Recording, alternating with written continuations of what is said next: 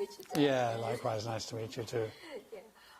As a future mother, I'm interested in children education, and I also want my children, well, even though I just have one, but I want my children to be a global citizen in their generation. So to understand the culture, I think we need to understand how to read maps properly and understand their history as well. So could you show me how to use your books for children, not only for child, but for teenagers and adults, please? Well, I mean, one of the things about people, about us, is that we're all a bit different. And so I know people who have taken this book in earlier editions and have started on page 1, or in this case it's page 7, and they have read all the way through. And I don't think that wasn't the design, that wasn't the idea. The idea was, yes, maybe you read the introduction and so on, of course we hope so, and the introduction to each part that gives you a kind of a picture of what this is about. But then you go into and you look, and so the map which I'm looking at now at the moment is the map of ethnicity and diversity. And so I guess this is about the 5th or the 6th map in the book. It's the blue one. In the blue chapter. Yeah, that's the one. Yes. Yeah. So we're looking at the same map in 2 different languages. And so what you need to find out here is what is the map telling you? Well, it is telling you about how diverse the populations of different countries are. Who are the minorities who are living there? What proportion of the population as a whole do they form? And it's quite a broad brush, but it's telling you that, for example, Brazil and many African countries and India and Pakistan and parts of Southeast Asia are extremely diverse countries. There's no majority population there. There may be a larger single population group, but they don't form more than 50% of the people in that country.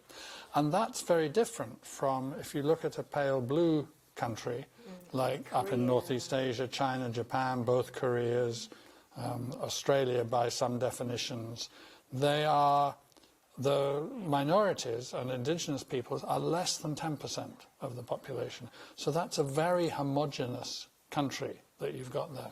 Now, the reservation about that, which is also written into the text, is that how ethnic difference is defined is going to be shaping the data on which we're drawing for this map. So basically the map is or should be the beginning of a conversation. It doesn't tell you everything, but it opens the door to understanding things and to more. And then as you look through, then you also find that there's more about migrants, which is clearly a part of the issue to do with diversity in populations. And then there's another map about the languages of government, what's the official language and what's not. And then a map about religious beliefs.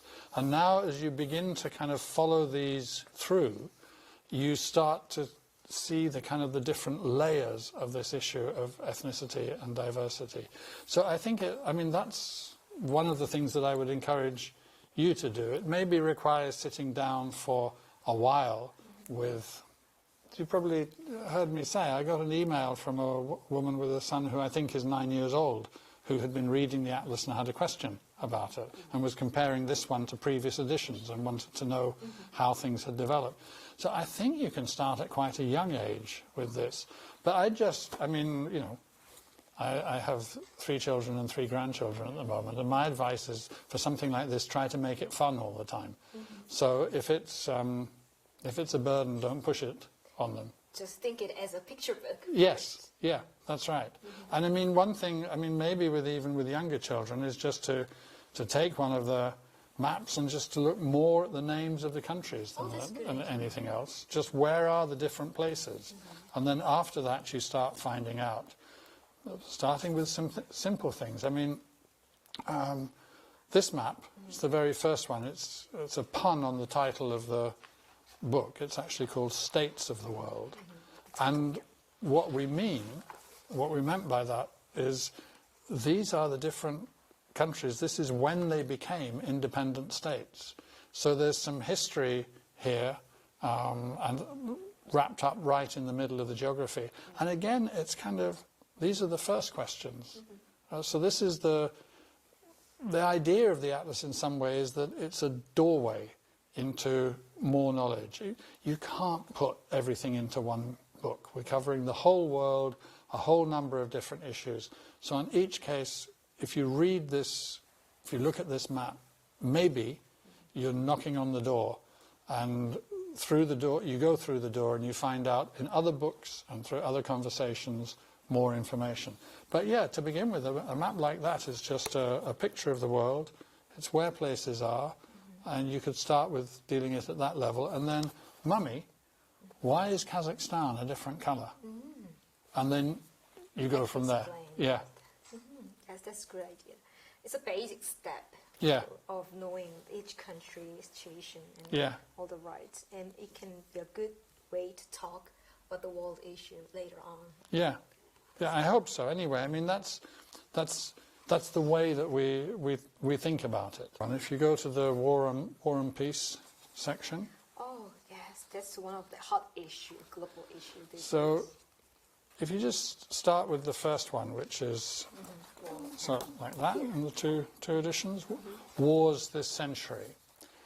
And that's a fairly kind of straightforward, across the top, first facts.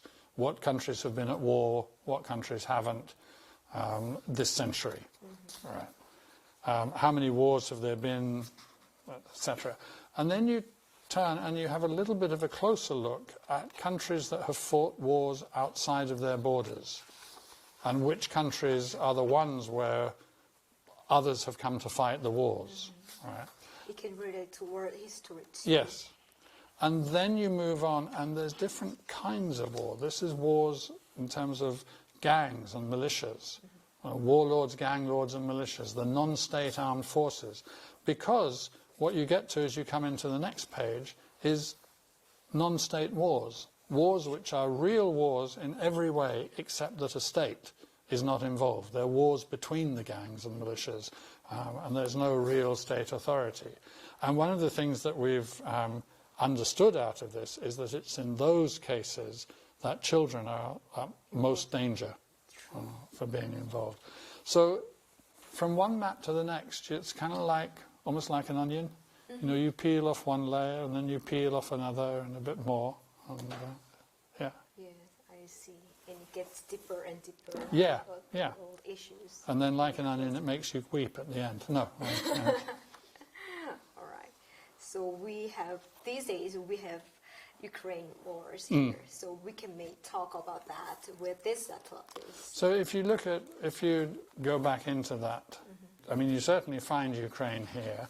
Do you find, yes, Ukraine as a place where there was non-state armed forces at work, Ukraine as a place where there has been open war during armed conflict active within national borders as of November 2019.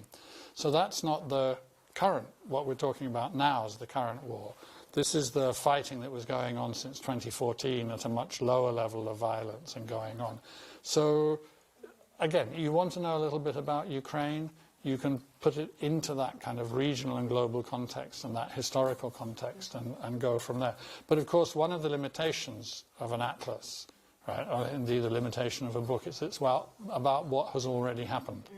So Ukraine, as it's unfolding right now, is not in here. Though many factors which are part of the build-up towards what's happening now are in here.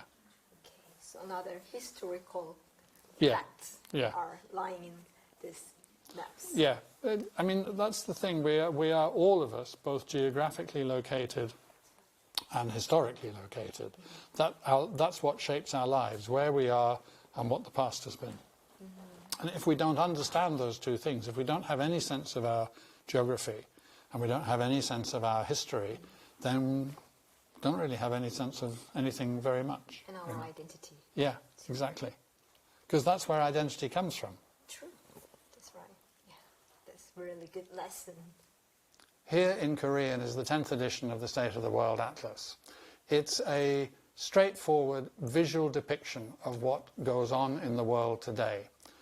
It should be read, first of all, by everybody, but it should be read especially by those who are involved in education, of middle school and high school kids and of university students. It should also be read by those who are involved in communication, such as in the news media. It should be read by those who are working in foreign affairs and international relations. I think it could be really useful for those who are working in companies, in the corporate sector. In fact, I find it hard to think of anybody for whom this might not be a useful book. I hope you agree with me. Here we have, alongside each other, in Korean, the state of women and the state of the world. Two atlases, produced now and published this year in Korean. I think it's tremendously exciting to get them both out in Korean. What I really like about these, they're a bit bigger. Look, let me show you. This is the British and with a different coloured cover, the American edition. And it's a little bit smaller. There's a bit more room and air in this one. The maps are a little bit bigger. The information perhaps therefore a little bit easier to understand. And also I really like books with hardcovers. So let me present to you the report produced by my institute, the Stockholm International Peace Research Institute, under the guidance of a very wise international panel, Environment of Peace, Security in a New Era of Risk. It's about the twin crises of the deterioration of the natural environment and the worsening of global security. They're interlinked. The good news is that the solutions are interlinked as well. So I hope you find it a really useful guide as to what can be done to address these twin problems. You can download it for free. It's available to everybody simply to download and print out if you want, or just have on your tablet or your phone or your computer. Just Google Environment of Peace and it's yours. 자, 여러분 이 책은요. 제가 번역한 책인데요. 이건 지금 세계, 바로 우리 댄스미스님 책이고요. 이거는 여성만을 위한 책이에요. 그래서 이 여성들을 위한 지도가 있는 거거든요. 그래서 이렇게 쌍둥이로 나온 건 처음이라고 그래요. It is best time to see the twin atlases. Yes. Right? Yeah. 그래서 여러분들, 여성분들 특히 저는 남자보다 더 여자가 더 지도를 열심히 봐야 된다고 생각하거든요. 그래서 이 책과 함께 우리 댄스미스 선생님의 책도 같이 추천합니다.